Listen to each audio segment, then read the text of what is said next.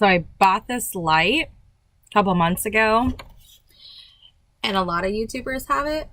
But in my tiny house, I am still struggling to find a spot with this light.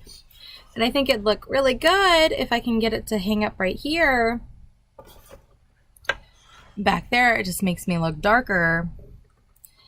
But this looks really stupid if I hold it the whole time. So I need to figure out how to put this light up before I make today's video. Which today's video is going to be about parking. I'm going to talk about how to research and find parking spots for your tiny house. So once I figure out this light thing, we're going to talk all about the bad, the good, about finding parking for your tiny house. Okay, so now I got my light set up. I got my coffee, my Roseanne and Tom's Diner from Iowa. Got my coffee and I did my makeup. But no, I did not comb my hair. You guys should know by now I barely comb my hair. Which is sad. I should, because I am a licensed cosmetologist. I should comb my hair more than I do. So right now it's like 6:30 in the morning. My kids are still asleep. And since they're still asleep, I really want to talk about tiny house parking. And I did take some notes down. So I'm going to be reading a lot from my notes because I wanted to make sure that I had all of the details down that I wanted to say to you guys. So if it looks like I'm reading, it's because I am. I'm reading from my notes. I'm very new to YouTube.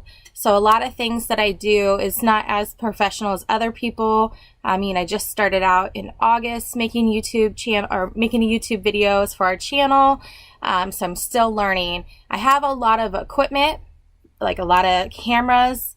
And you can see I do have lighting and stuff like that for my YouTube channel, but I am still learning and reviewing products and everything. And trying to learn how to make my YouTube channel better. If you have advice, you can comment below on certain things. And I have my kitties out. Ugh. I got my Kristoff. All the other kitties are in the bathroom right now eating their breakfast. But Kristoff, he didn't want to eat breakfast, so he's hanging out with me. What you think, Kristoff? You gonna hang out and talk to me about where we should park our tiny house? He's adorable. Okay, so let's get into it. I'm gonna pause and get my notes open so we can start talking about how you can find parking for your tiny house and how we found parking. I want to talk about the good and the bad and the ugly today. So, okay. So parking is one of people's biggest concerns, and I should know because my family has lived through the fear of failing to find a place to call home. In today's video, I'm going to talk about the struggle to find parking for your tiny house. First off, you need to understand what your tiny house is classified as. Yes, you are a tiny house, but most parking spots are going to want to know the following. There are two types of tiny homes. Now, I have seen on Facebook that some people are lucky and they get their house classified somehow as a tiny house through the state, through the registration. That's great if you can do that. But most states right now, as far as I know, you get two options for a tiny house on wheels. I'm talking about tiny house on wheels. Well, let me back up a little bit. There are two types of tiny homes. Tiny house on wheels, legally considered as an RV, or a tiny house on foundation that is legally considered a dwelling unit or an ADU. I am only talking about tiny houses on wheels because personally, that's what I know, that's what I've researched, that's what my experience is on.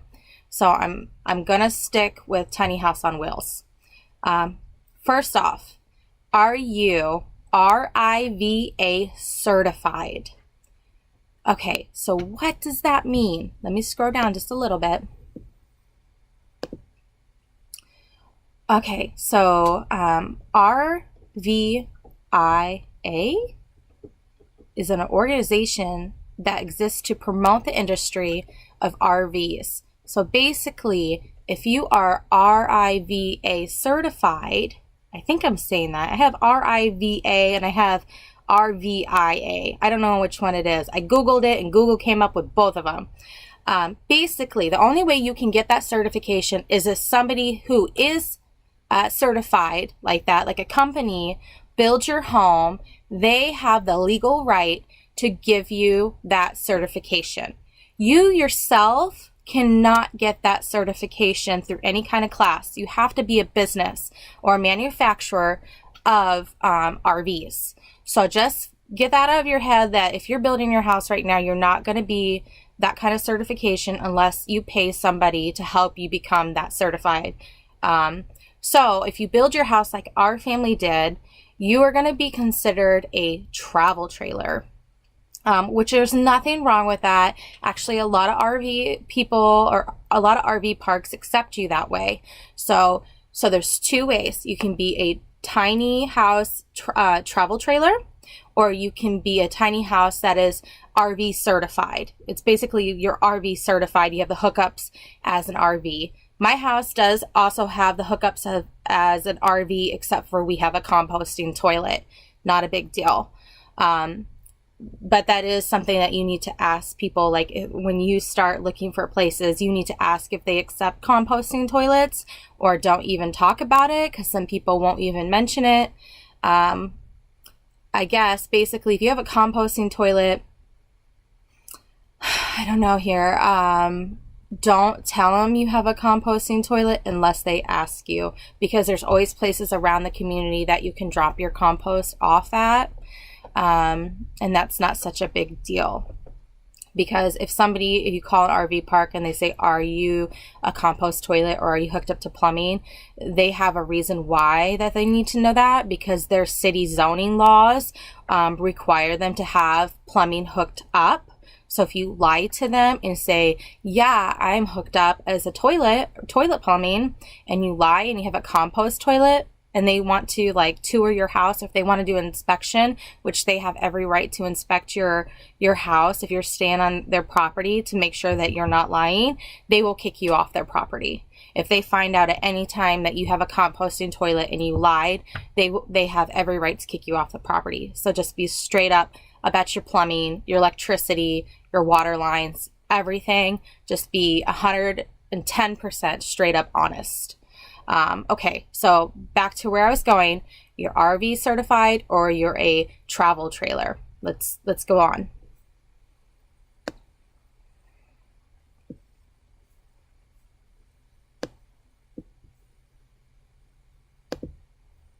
Okay, so if you build your house like we did and you're titled as a travel trailer like we are, once you're done building, your house will be inspected by the Department of Motor Vehicles, and you'll get a VIN number for that travel trailer. Now, some people who never get their tiny houses registered for one reason or another, don't do that. Don't be afraid to get your tiny house registered. If you build it, don't be ashamed of it. Don't feel like you need to hide, because it is not as scary as you think it is to get your trailer registered. We got ours done in Altoona, Iowa, and it literally took 15 minutes. The guy looked at it, said, I see everything's brand new. You got stickers, you got a binder full of receipts. We're really proud of you. You did a good job. And they didn't even give us a hard time. Not having your tiny house registered is going to give you a hard time unless you know 100% that you're going to stay on a family or friend's property, and you are legally allowed to stay on their property by the zoning laws. Otherwise, be prepared to be evicted if the city finds out that you are there. I have known some people to come to RV parks and not have their registration. Registration, what I'm talking about, is your title, travel trailer or RV certified. I know some people that still go to the RV parks without having that registration done, because a lot of places don't ask for it. They just kind of assume that you are telling the truth, but all you're doing is avoiding your responsibility that will eventually catch up to you. Eventually, somebody is going to ask you if you are registered, or can I see your paperwork and your receipt and everything on your trailer? And at any time, they have the right to ask you that, because you are on their property and you are a liability. So it's just best to be safe. If you want to live tiny, do it the right way. Be smart. Take those extra moments and just go get it, registered. Get your VIN number. Okay? Not a big deal. Don't avoid, what's going to happen eventually. Okay. So let's start searching around. Now that you know what you are, you can start searching around. My number one advice to everybody is networking. That's something you learned in high school, that networking is so important for jobs and job searching. Networking is as equally important as when you live in a tiny house.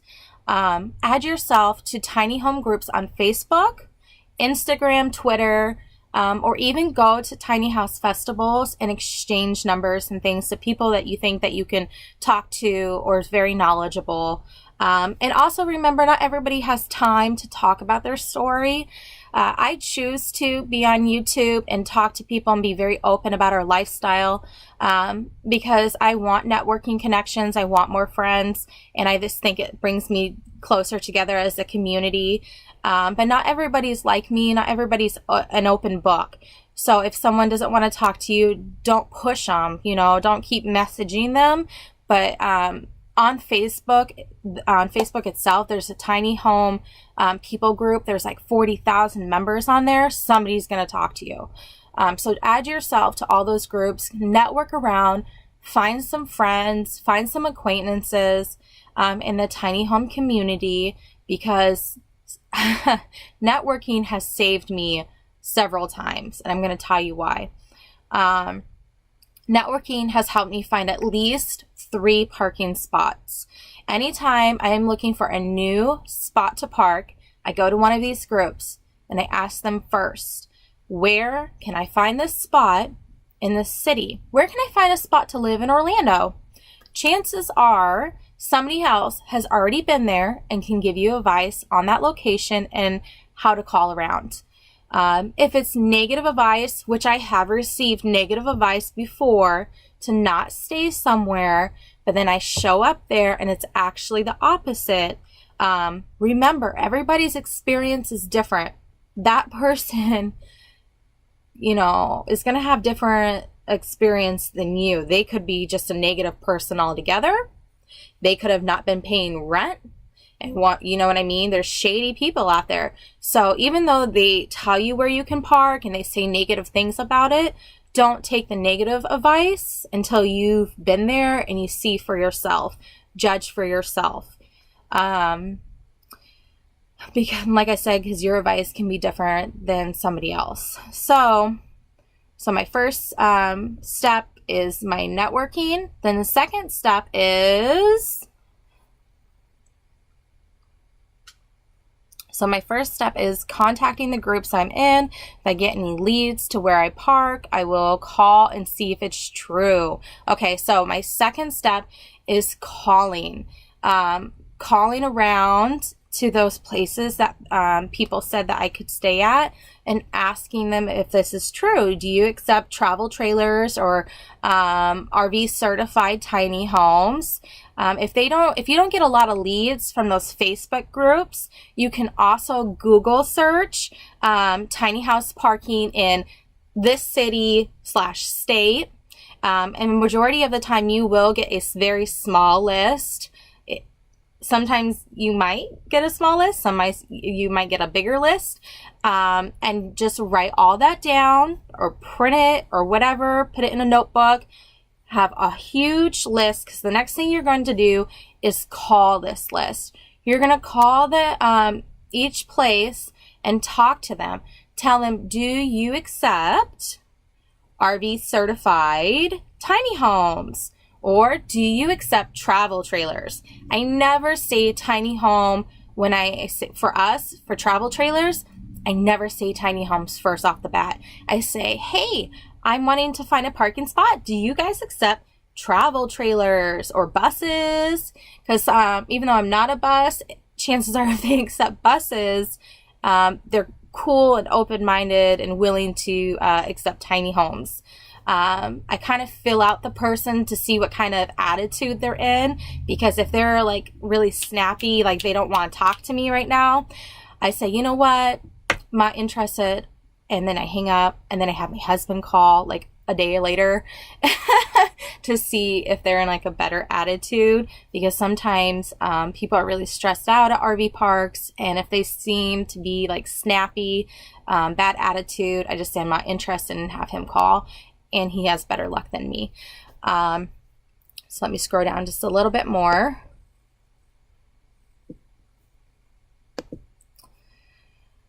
Yeah, okay.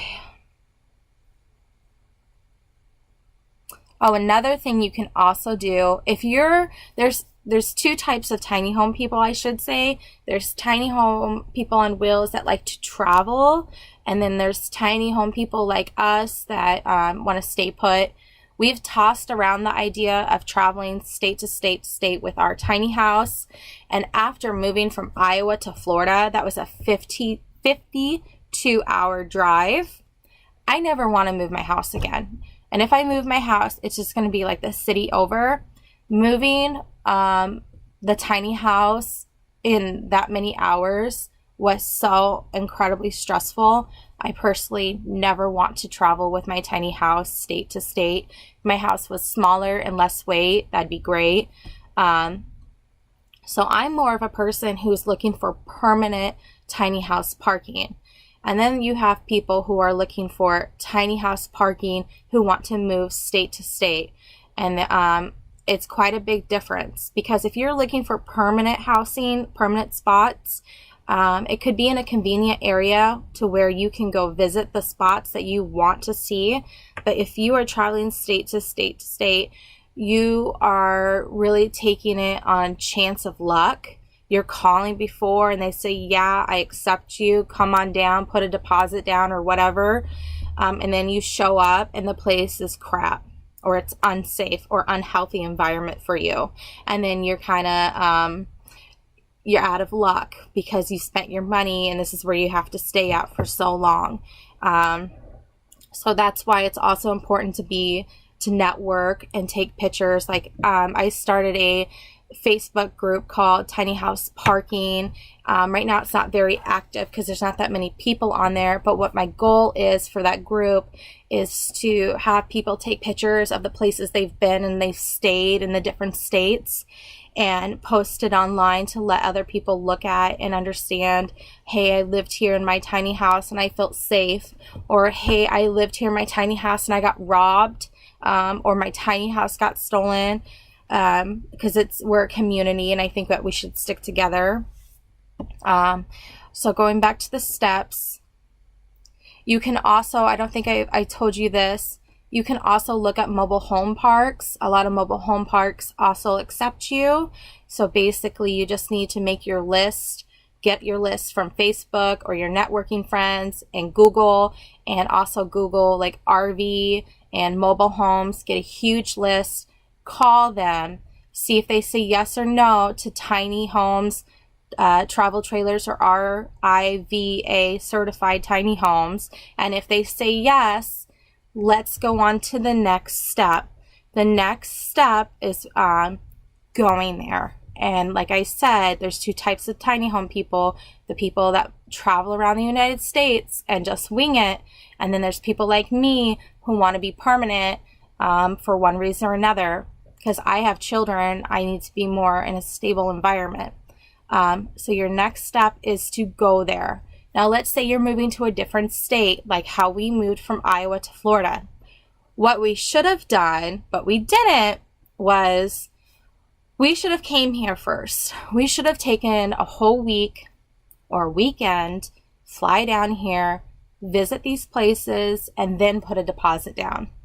We didn't have the money, and I know that's a poor excuse because it put us in some sticky situations down here. But if you can, go visit these places. You don't want to end up like how our situation was when we showed up. One of the places we end up was, it's just not a good fit for us. Didn't feel safe. It just was not a good was not good. And then, I called up, networked around some of my friends, ended up finding another place. So you really need to go to these places and see, like, some RV parks and some mobile home parks are really beautiful. And then you have some RV parks and mobile home parks that you cannot stay on because they are absolutely unsafe. With or without children, you need to make healthy decisions for yourself, because I know a lot of you tiny home people do not have insurance on your house. So wherever you are landing, you need to remember these things. You need to remember, this is my investment. Do I trust these people to leave my house here and me to go to work 8 hours a day and believe that my house is going to be here when I get back? Or is it safe enough that you believe that people are not going to rob you or steal your truck? Or, I mean, we can go into crime, but let's not. So you need to be able to go to these places, look up. There's apps. There's so many apps that you can look up the crime in that area, kind of understand what the crime is as well. The biggest thing that we always do is look up sex offenders. But in Florida, there are so many sex offenders. I cannot get away from them, which is disgusting. But I can't do anything about it. So I just have to be on my guard 24/7. You just need to be aware that, hey, across the street, sex offender. A couple miles down the road, sex offender. Just know where they are. It's not a big deal. Can't do anything about it, but you just need to be on guard. So let's go on. So you called the places that say yes, you go there and you visit to see what they look like. Let people know about your VIN. Let them know that you are legally registered, okay? Because they like that. When you say you're legally registered, you have the VIN by the state of Iowa or by the state of what, you're legal. They like those words. And one more thing I want to stress out about is I want you to know that unless you buy land, and somehow you can buy land and put your tiny house on there, anywhere you go is not your property. It's not. You're literally paying month to month to month. If you're lucky, some places will get a lease. I haven't met a place yet that will write me a lease to stay permanently. The place can straight up tell you to get off their property without having to hear a word about certified or legal or VIN number. I can do this, because some people are just jerks. Some people are just not open-minded. And that's what happened to us. We went to Orlando RV Resort at 1,000 Trails in Clermont, Florida, after driving 52 hours, and we had not slept for 24. We saw on the website that suggested that they could take tiny homes. And so we pulled into this place because we were so tired, and it was like 7 o'clock in the morning. So I didn't really have a phone number to call. I should have waited until the business was opened and then called them, but I didn't. So we just showed up, and instantly the property management came out and told us to get the heck off their property. They don't accept tiny homes. They don't want nothing to do with us. Mind you, behind him, crappy mobile homes. Really crappy. This is brand new. This is up to par. And then they have mobile homes behind this guy that's telling us to leave. That's really crappy. But he has every right to do that, because it's his property. And if he wants crappy mobile homes on his property, or whoever the owner is or whatever, that's his right. He can choose who stays and who goes. I could look like a mansion. My house could be made out of gold and silver, and it doesn't even matter. He wanted nothing to do with tiny homes on the property. So we had to leave because they were going to call the cops. So we left. Mind you, people don't have to be jerks.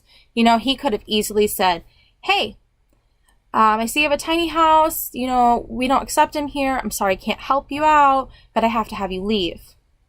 I would have accepted that. But unfortunately, that's not his tone of voice or how he treated us. So since he chooses, or that person chose to act that way, I can easily choose to write Google reviews. It's my right. So I wrote a Google review on that. I'm really mad about that, so I just wanted to point that out there. You don't have the right to be a jerk. You do have the right to tell me to get off your property, which is cool. You can say it in a nice tone, be like, hey, I can't accept you. Please leave. Cool. Don't come out there running out the door, shouting at us, making a scene, because that's what you did. That's just rude. And karma comes back around. That's just my beliefs.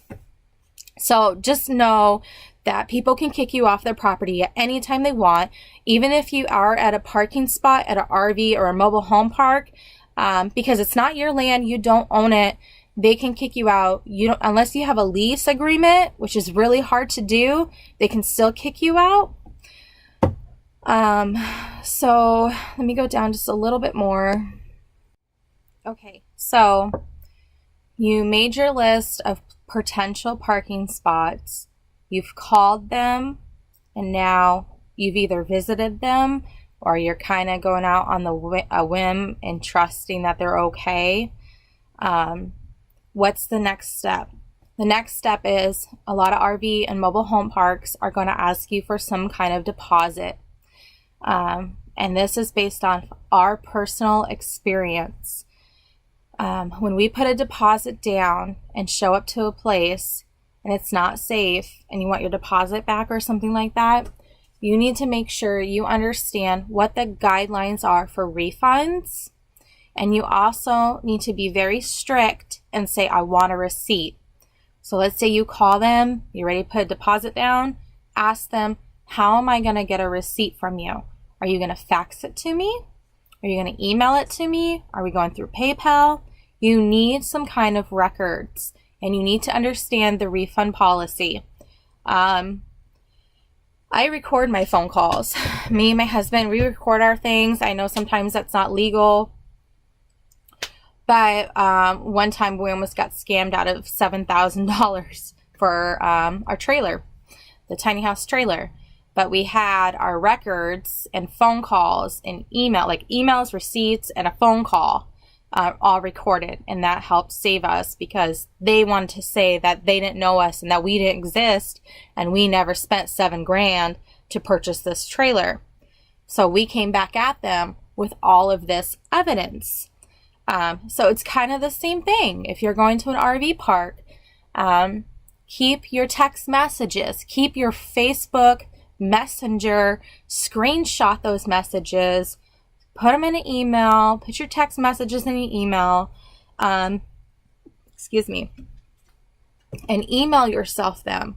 Because if something happens that's not good to you, like if you go there and they don't know who you are and they're pretending they don't know you, wham, you have all this evidence.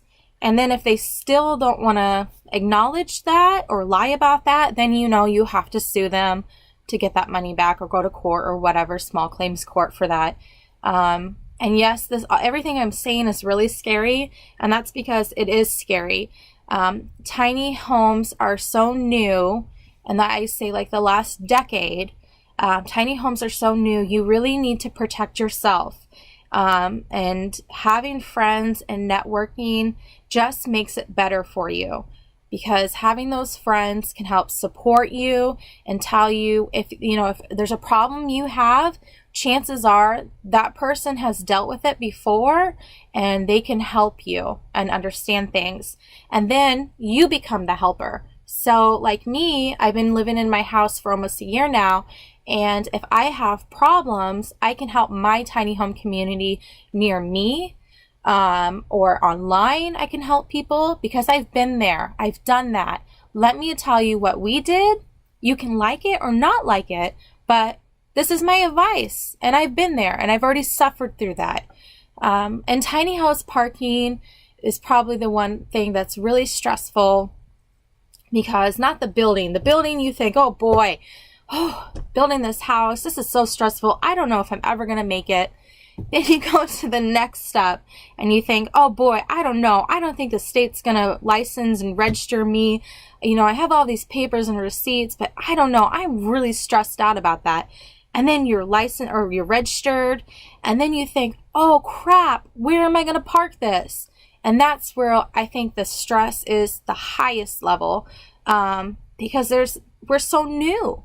We're so new, and there's so many closed-minded people out there right now. I think HGTV does a good job showing our houses and trying to get more people to like us. But it's still new. A lot of people don't want to accept you. A lot of people don't understand, why don't you just buy an RV?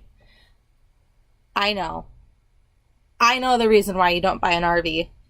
Don't get mad at me. But people say that to you. People are closed-minded, or people that are just ignorant. And ignorant means you're just not educated on the subject. So educate these people. If you have an RV park that you really like, and they're really close-minded and they only want RVs, you could try to ask them and say, hey, you want to do a tour of my tiny house so I can talk to you, make you feel more comfortable about our tiny house? Because a tiny house is basically a house on wheels. I mean, we have 6-inch cavities. Our house is very well insulated. The only difference is it's got wheels on it, you know? And RVs, a lot of RVs are has a lot of chemicals in it. And a lot of RVs, if you get in a car accident on the road, are going to turn into a tin can. I've seen car accidents with tiny houses, and they barely have a scratch on them, and the car's all messed up.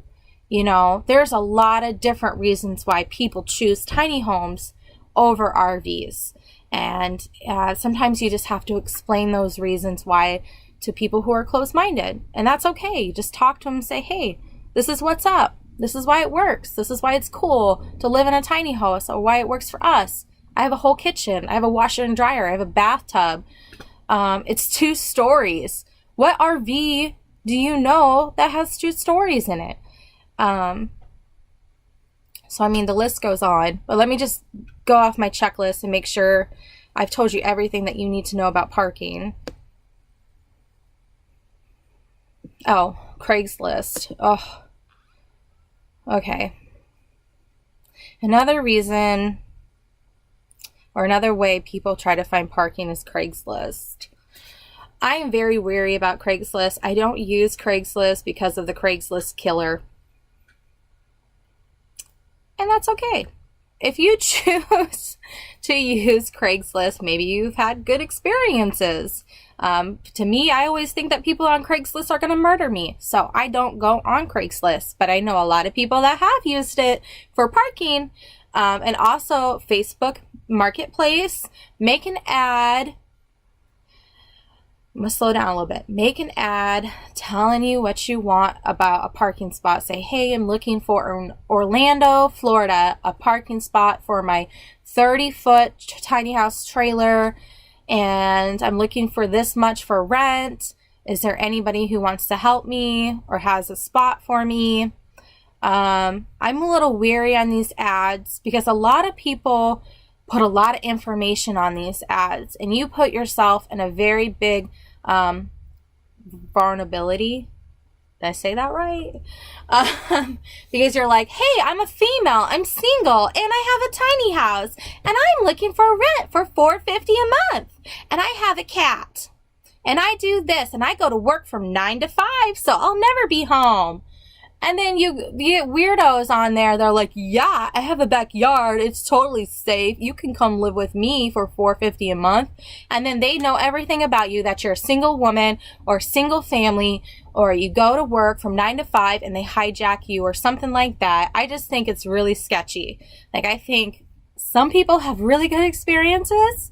I know only one person right now that has a good experience, that they met somebody on Craigslist like at a farm, and they're having a really good time. They met people, they know them now, and they moved to their house, and that's great. What wonderfulness. That's great that you met somebody off Craigslist and it actually worked out. But 99% of the time, people I've talked to that have done Craigslist ads have been horrible. So, and comment below if you disagree with me, because I only know as much as people have told me.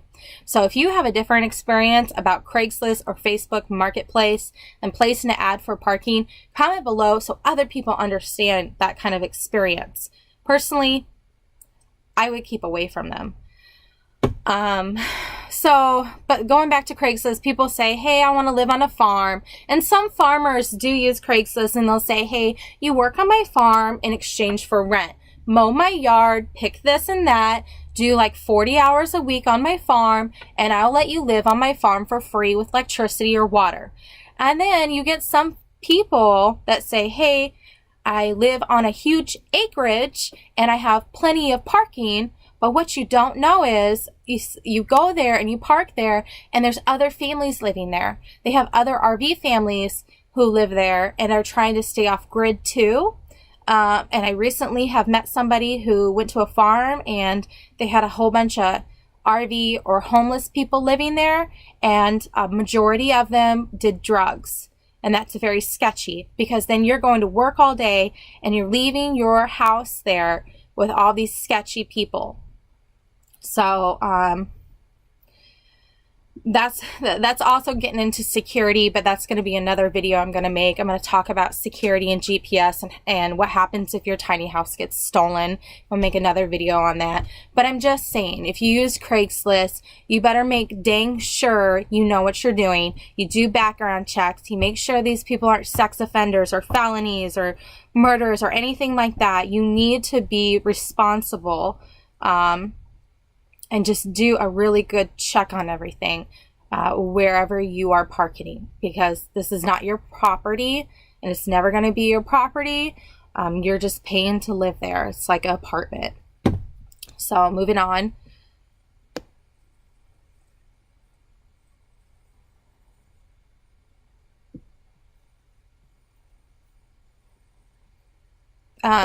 One way I found the parking spot here through networking. I also sent the owner pictures of my tiny house. I don't know if I've said this or not yet, but sending pictures of your tiny house and showing them paperwork that you're legal and stuff like that. One thing that they want to make sure for us to park here was that we had smoke detectors. So we had pictures of that and sent that to the owner. That helps sometimes. If your tiny house is really pretty, they're like, oh, I want that on my property. It looks so pretty. It's so cute. It's like a little dollhouse. So that's good. That's positive. That's positive. That makes you feel good too, knowing that you did a good job making your tiny house. So sending pictures to people or showing pictures to people, that's a positive, good thing to do.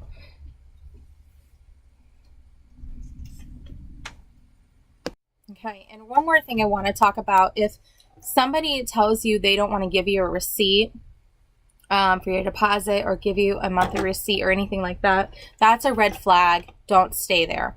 That's showing me that you're somehow illegal or you're taking cash underneath the table. And that means you can get, Leonard's up now. He's awake, so I got to hurry up with this video.